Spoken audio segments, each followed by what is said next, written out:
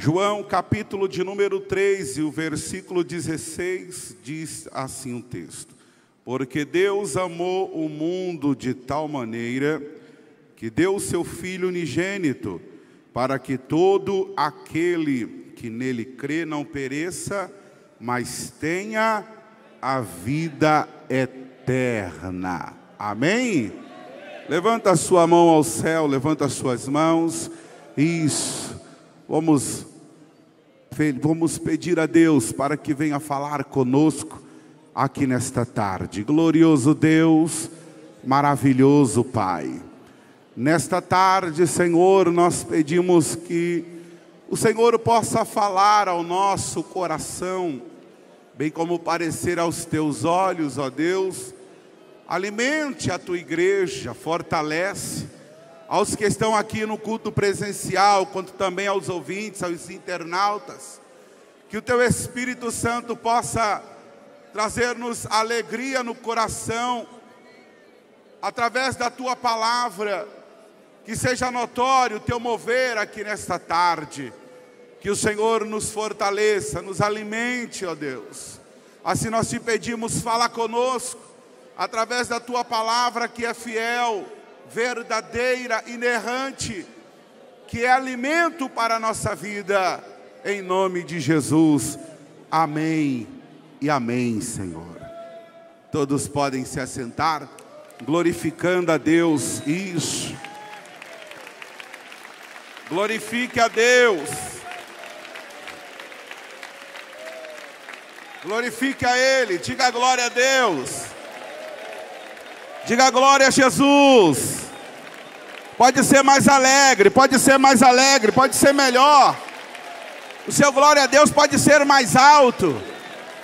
O seu glória a Deus pode ser melhor aqui nesta tarde.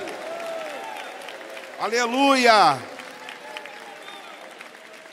Amados irmãos, quantos de nós que enfrentamos ou passamos por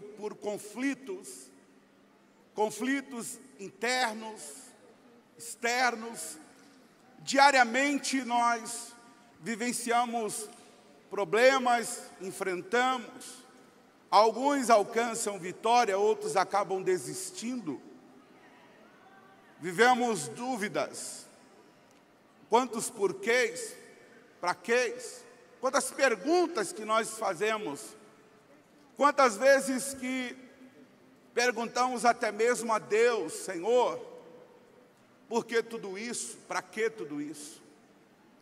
Muitos de nós temos passado por dias que podemos dizer os dias maus, difíceis, em todas as áreas.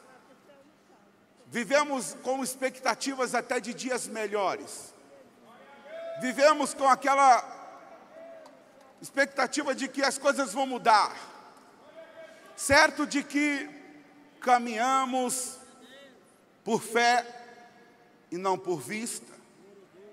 Porque se fosse por vista, já tínhamos desistido de tudo. Mas por fé, nós podemos ver além das dificuldades.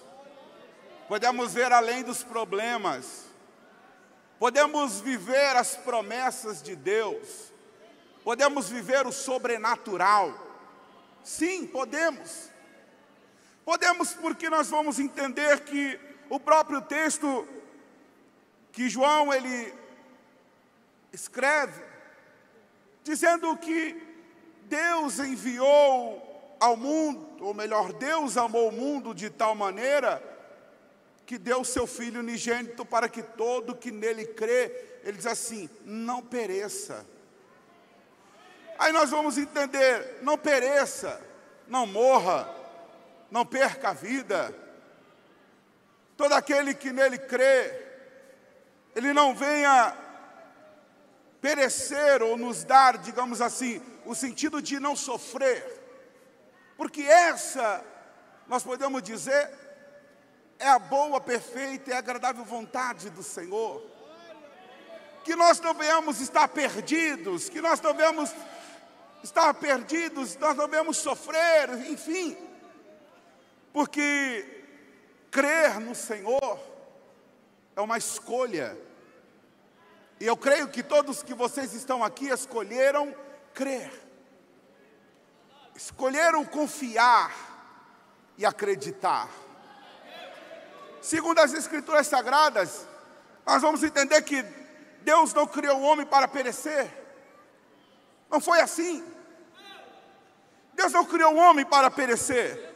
Em Gênesis você vai ver, e disse Deus, ou Deus disse, façamos o ser humano a nossa imagem, conforme a nossa semelhança. E sabe o que o texto vai dizer? Ele diz assim, ó: tenha ele domínio sobre os peixes do mar, as aves dos céus, animais domésticos, toda a terra, os animais que rastejam por ela. Então você vai ouvir Deus dizer assim: domine, assuma, ou tenha o controle, melhor dizendo.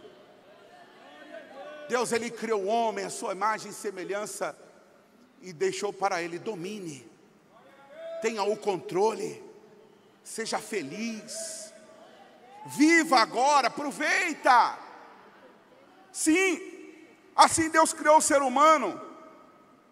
E Deus, em Gênesis capítulo 1, versículo 28, diz: e Deus os abençoou. Que coisa linda.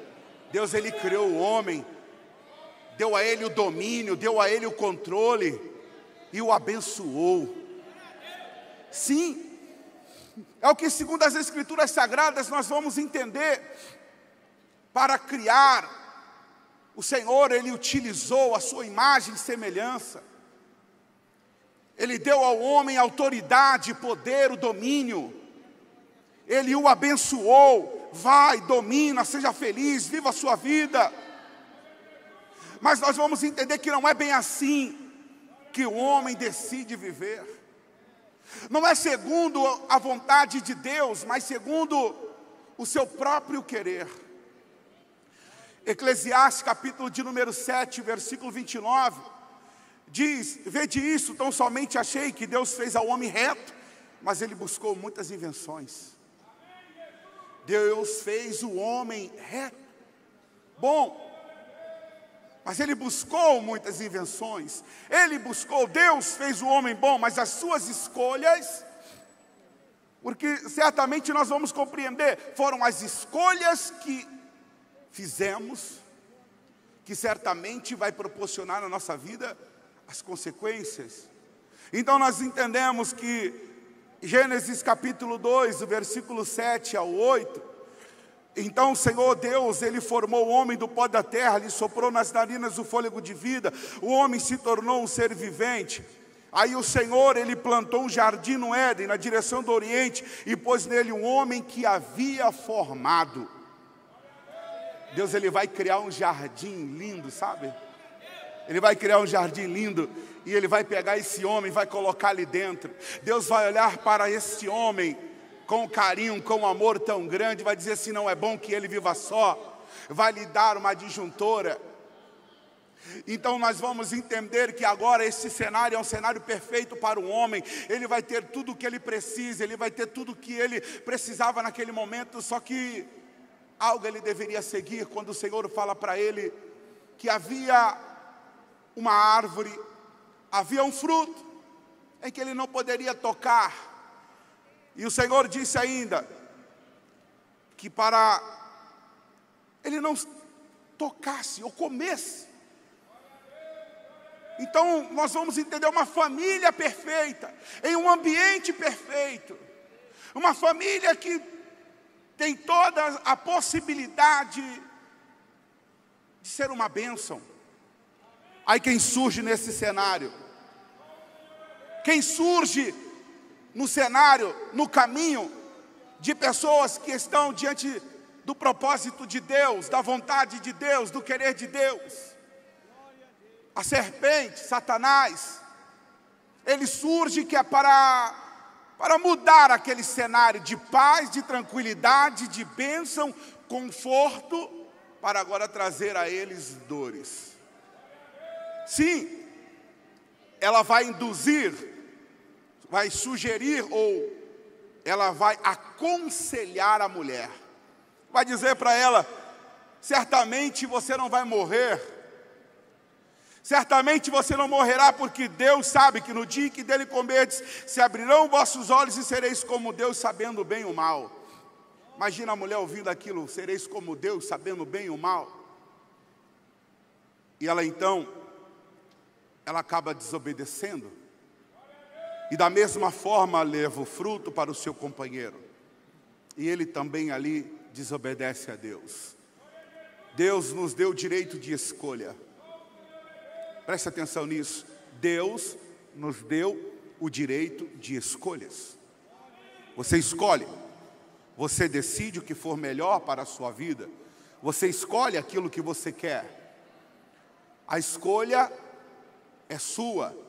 O salmista, no capítulo 119, versículo 30, ele diz claramente: escolhi o caminho da verdade e propus seguir os teus juízos. Ele diz assim: eu escolhi o caminho da verdade. Eu escolhi o caminho da verdade, propus seguir os teus juízos.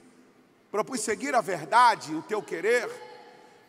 1 Coríntios, Paulo, no capítulo 6, versículo 12, vai dizer que todas as coisas são lícitas, mas nem todas as coisas nos convêm.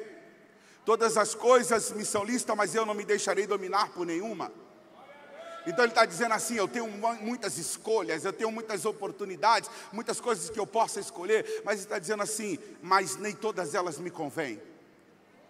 Ele está dizendo: eu tenho que entender e aprender a separar o que eu posso escolher e o que eu não posso, o que me cabe e o que não cabe.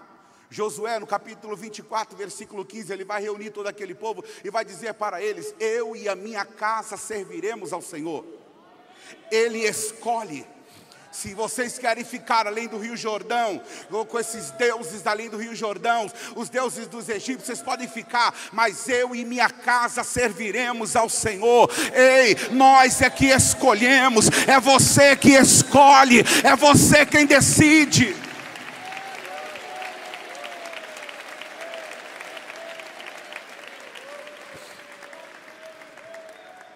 O homem decide escolher os seus próprios caminhos. Provérbios capítulo 14, no versículo 12. Há caminho que ao homem parece direito, mas o fim dele são os caminhos de morte. Então há caminho que parece que ele é perfeito, parece ser um caminho direito, parece ser um caminho bom, mas é um caminho de morte. Mas eu quero te dizer que existe um outro caminho que não te levará à morte, mas te levará à vida. Esse caminho se chama Jesus Cristo. Eu sou o caminho, a verdade e a vida. E quantos que dão glória a Deus, quantos que glorificam, quantos que amam esse caminho, quantos que querem seguir a esse caminho, quantos que não vão sair desse caminho da glória para Ele. Então a ação de escolha do homem leva à reação da parte de Deus. A mulher, ele disse: aumentarei muito os seus sofrimentos. Adão, ele disse: maldita a terra por causa de ti. Então nós entendemos: espinhos e cardos também te produzirá, e comerás a erva do campo. Imagina naquele momento quando o Senhor, ele libera essa palavra para eles, por causa das escolhas deles. O Senhor está dizendo: virão dores, sofrimentos, espinhos, dificuldades, sim. Agora imagina naquele momento a serpente, pensando ter acabado com os planos, destruído que Deus havia feito, porque ele conseguiu convencer a mulher.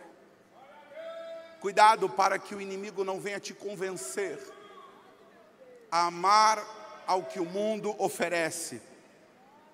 Cuidado para que o inimigo não te convença, porque quem ama o mundo, o amor do Pai não está sobre ele. Cuidado para o inimigo não te enganar. Cuidado para o inimigo não te enganar, oferecendo as coisas que você sabe que é errado, que o mundo está oferecendo. Só existe um caminho, e eu te falei qual é esse caminho, porque assim a Bíblia Sagrada nos revela, se chama Jesus Cristo. Mas o enganador, ele está por aí enganando muitas pessoas, mostrando para eles um outro caminho de facilidade, um outro caminho de coisas mais fáceis para eles. Só existe um caminho, se chama Jesus, e para trilhar por esse caminho, depende da nossa escolha. Porque a serpente agora achou que havia talvez acabado com o plano. Em Gênesis 1:31, Deus viu tudo que havia feito e diz, era muito bom, ou melhor, ele vê que era muito bom. Então, certamente, agora, talvez a serpente, podemos dizer assim, vai achar que acabei com esse cenário de paz, de alegria, de felicidade, acabei com isso. O inimigo, muitas das vezes, ele se acha em pensar que ele consegue destruir os planos de Deus. Ele se engana. Então o Senhor Deus disse à serpente, porquanto fizeste isso, maldita serás.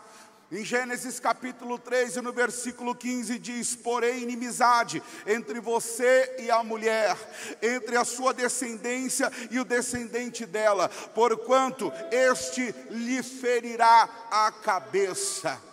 Enquanto talvez, podemos dizer assim, a serpente diante daquele momento, achando-se que conseguiu atrapalhar ou destruir alguma coisa, o Senhor já está dizendo para ela, Ele te ferirá a cabeça.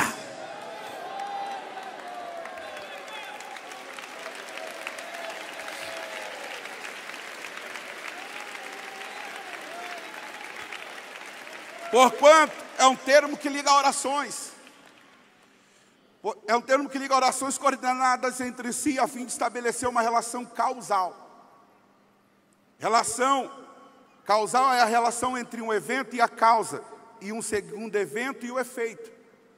Onde o efeito é uma consequência direta da causa. Então nós vamos entender a causa, porquanto, Gênesis 3, 4 ao 5, a serpente aconselhou a mulher a comer do fruto da árvore da ciência do bem e do mal, que dela não deveria comer. Então o efeito, este lhe ferirá a cabeça. Ferirá, o verbo da terceira pessoa, do singular, do futuro, presente indicativo, quer dizer, ele te ferirá a cabeça. Então o Senhor está dizendo para ela assim, espera, porque se você pensa que você atrapalhou alguma coisa, eu vou te mostrar que você não tem o poder de atrapalhar os meus planos. Jó, ele revela.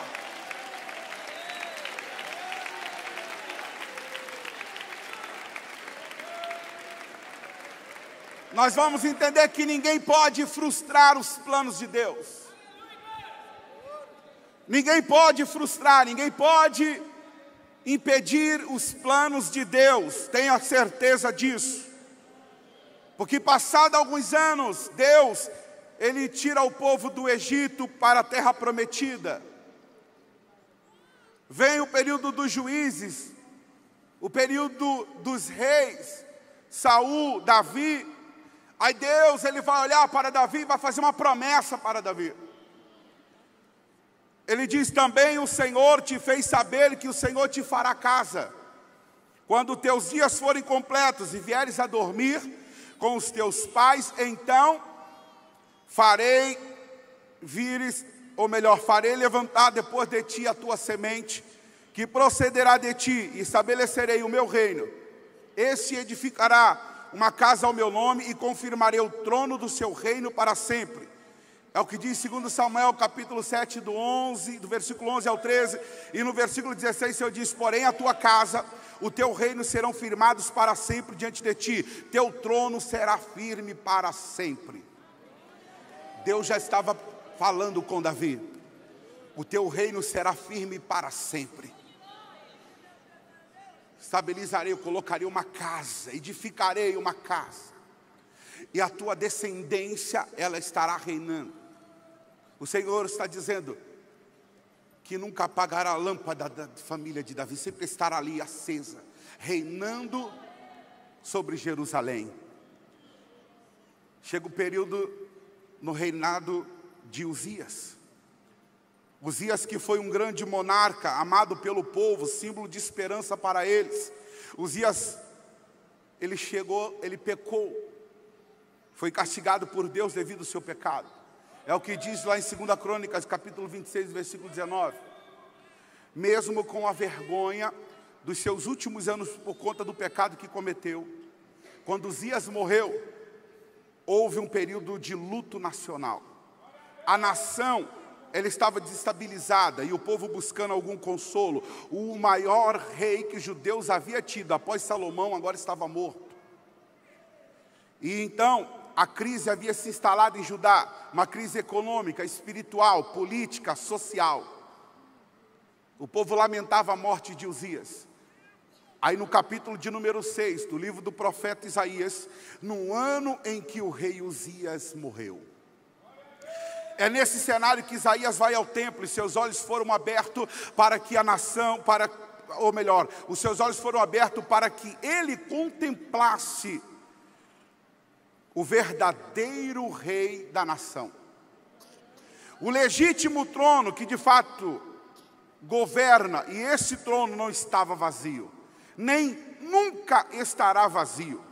O rei Uzias havia morrido, mas o rei dos reis estava vivo. Porque no ano em que o rei Uzias morreu, Isaías, ele pode contemplar o Senhor assentado no alto e sublime trono, e o templo foi cheio da glória, porque o rei dos reis estava ali sentado, não estava morto, mas estava ali. Uzias havia morrido, mas o rei dos reis estava ali, dizendo para aquela nação: eu ainda estou no controle. Eu ainda reino, eu ainda sou o rei. Aleluia. Oh glória. É nesse momento que a palavra do Senhor, no capítulo de número 7, agora o Senhor vai dizer para o profeta Isaías: o mesmo Senhor vos dará um sinal. Olha bem, ele teve aquela visão. O mesmo Senhor vos dará um sinal. Eis que uma virgem conceberá e dará à luz um filho, e será o seu nome Emanuel. O Senhor está dizendo ali para Isaías: vai chegar o tempo, hein? Vai acontecer este sinal. Porque um menino nos nasceu, um filho se nos deu, e o principado está sobre os seus ombros. Seu nome será Maravilhoso, Conselheiro, Deus Forte, Pai da Eternidade, Príncipe da Paz. Do incremento desse principado e de paz não haverá fim. Sobre o trono de Davi e no seu reino, para o firmar, o fortificar em juízo e justiça, desde agora e para sempre. Isaías está dizendo: esse menino vai reinar. Ele vai reinar. Vai reinar, não haverá fim. Não haverá fim o seu reino. Não haverá fim o seu reino. Ele reinará do incremento desse principado e da paz. Não haverá fim sobre o trono de Davi no seu reino, para firmar, fortificar em juízo e justiça, desde agora e para sempre. Não haverá fim este reino. Isaías capítulo 11, versículo 1. Porque brotará um rebento do tronco de Jessé, e das suas raízes um renovo frutificará. E repousará sobre ele o Espírito do Senhor, de sabedoria, de inteligência, de conselho, de fortaleza, de conhecimento e de temor do Senhor. Mais ou menos 700 anos antes do nascimento, mais ou menos isso, não uma exatidão, Isaías já estava abrindo a sua boca e já estava falando deste Salvador. Já estava falando desse, a qual João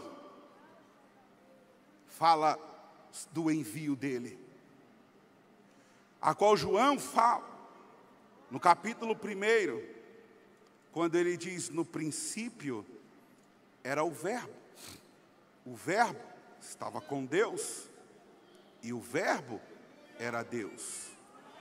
Ele estava no princípio com Deus.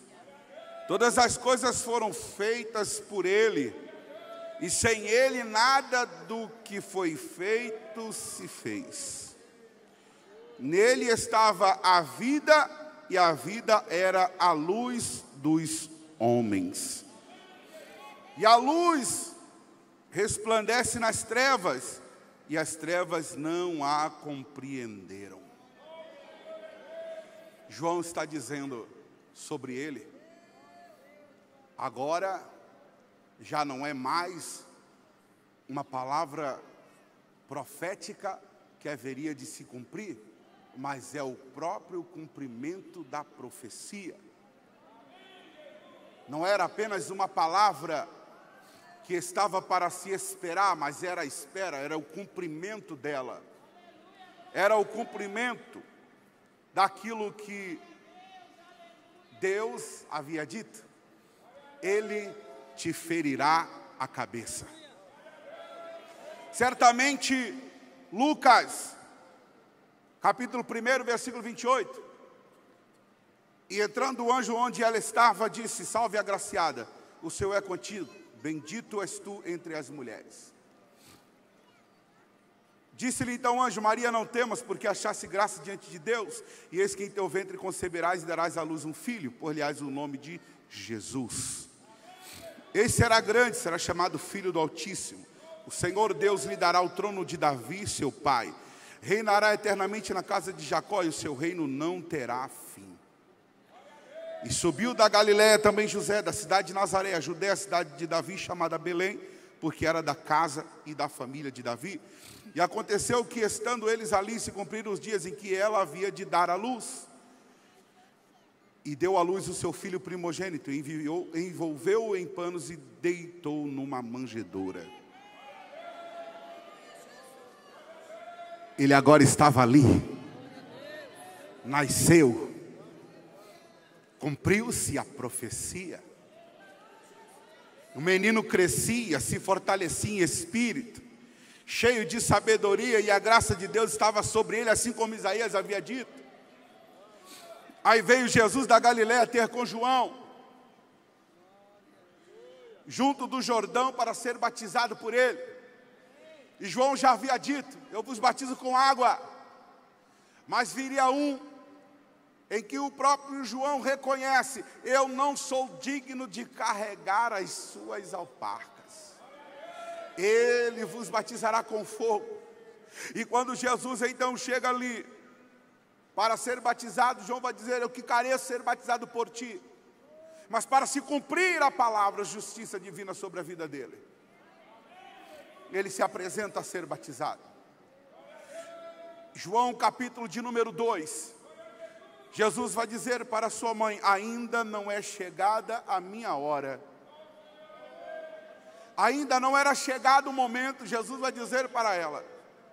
Mas em Mateus capítulo 4, versículo 12 ao 13, Jesus, porém, ouvindo que João estava preso, ele voltou para a Galiléia, e deixando Nazaré, foi habitar em Cafarnaum, cidade marítima, nos confins de Zebulon e Naftali.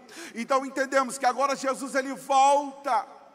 E desde então começou Jesus a pregar e a dizer: arrependei-vos, porque é chegado o reino dos céus. Ele agora está anunciando a salvação para todas aquelas pessoas que estão atentas. Cafarnaum agora, a cidade que estava em trevas, está vendo a maravilhosa luz. A terra de Zebulon, de Naftali, aquela nação agora estava vendo esta luz que anunciava para eles um reino.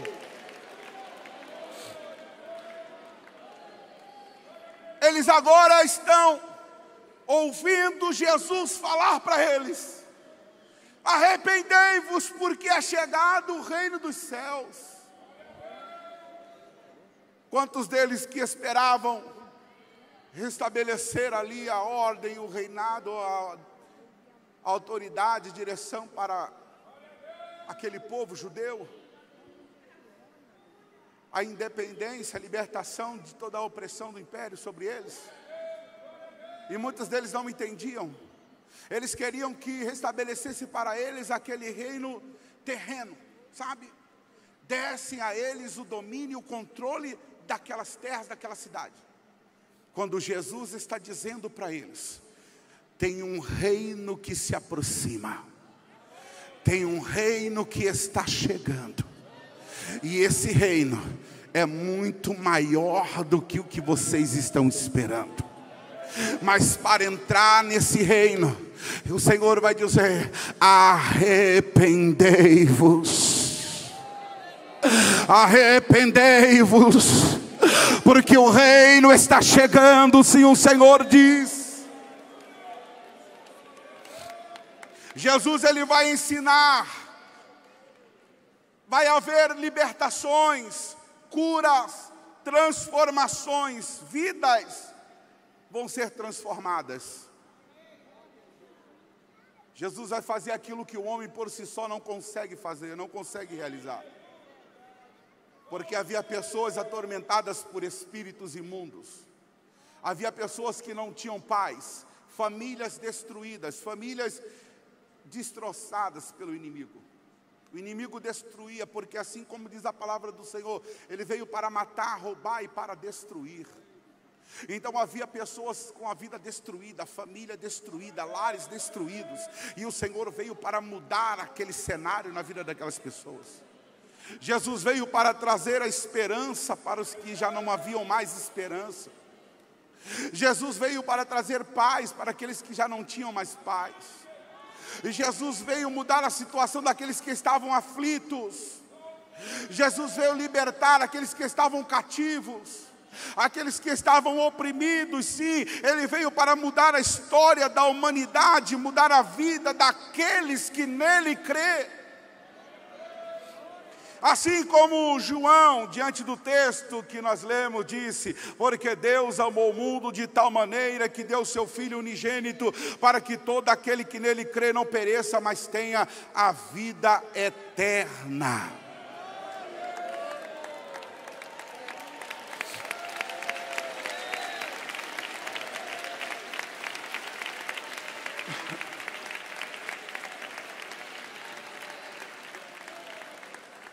Sim, Ele veio para mudar o cenário da humanidade. Ele veio para mudar a história do homem,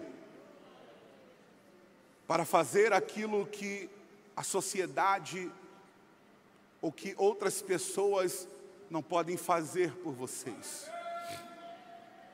Todo esse propósito desde a criação, porque Ele nos ama, porque Ele te ama. Se talvez você esteja esperando o amor de alguém para a sua vida e você diz: eu não sou correspondido, porque talvez você esteja aguardando ou esperando o amor da pessoa errada. Porque se tem alguém que verdadeiramente te ama, Ele quer mudar a tua história, e Ele quer fazer algo diferente, algo novo pela sua vida. Ele se chama Jesus.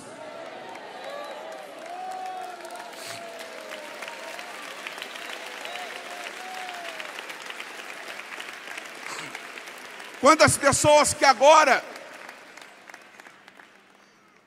estão se embriagando, se drogando, perdendo a vida, como nós lemos em Provérbios, que parece ser um caminho perfeito, mas os leva à morte. Quantas pessoas que acham que está tudo bem, afogando as suas lágrimas, mágoas, dores, ressentimentos e problemas em bebidas e drogas.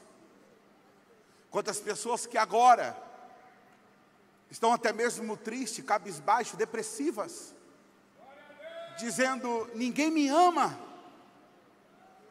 ninguém me ajuda. Quantas pessoas, quantos internautas, ouvintes, e até mesmo pessoas que estão aqui conosco, que já tentaram de todas as formas e maneiras possíveis, não encontraram respostas, soluções. Quantas pessoas que buscaram em outros lugares uma paz, uma condição diferente, algo melhor para elas, e não encontraram, porque procuraram errado, porque procuraram no caminho errado, porque o único caminho, ele se chama Jesus. Eu sou o caminho, a verdade e a vida, e ninguém vem ao Pai senão por mim.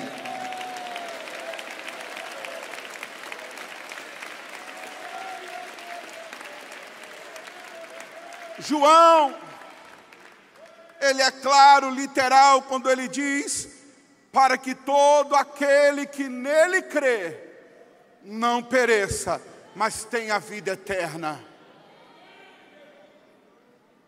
No início eu li para vocês, que Deus não criou o homem para perecer. Deus não criou o homem para ficar sofrendo, para andar angustiado, triste, depressivo, chorando e lamentando. Mas Deus criou o homem reto, como Eclesiastes diz. Mas o homem escolheu muitas invenções. Mas aqui nesta tarde, o Senhor marcou um encontro com vocês. O Senhor marcou um encontro com você aqui nesta tarde. E esse encontro que o Senhor marcou com vocês aqui hoje foi para mudar a história de vocês. Foi para lhe dizer: eu tenho a solução do teu problema. Eu posso mudar a tua história. Eu posso fazer o que a sociedade não faz. Eu posso mudar a tua vida. Basta apenas você crer. Basta apenas você confiar. Basta apenas você se entregar. É uma declaração de amor. É algo sobrenatural que somente Ele pode fazer na sua vida. É uma mudança, uma transformação que os médicos e ninguém mais faz.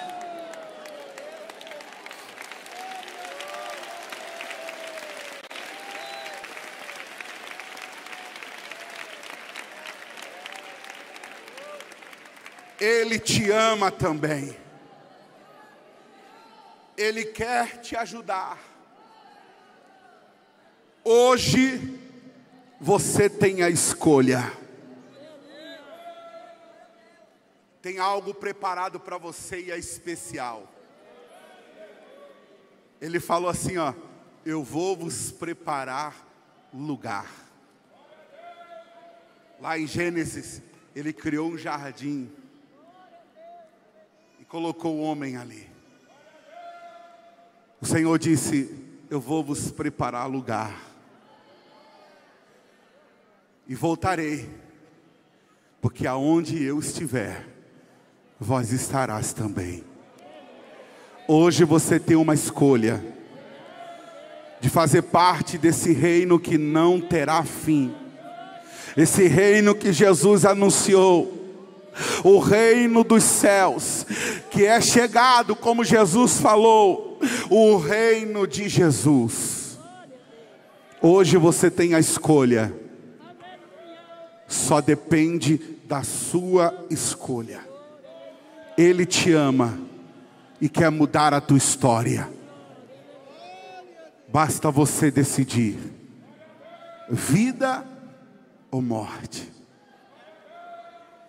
Você quer aceitar Jesus? Você quer se reconciliar? Ele te trouxe hoje para mudar a tua história. Ficar nesse sofrimento agora só depende de você. Ficar nessa situação que você está só depende de você.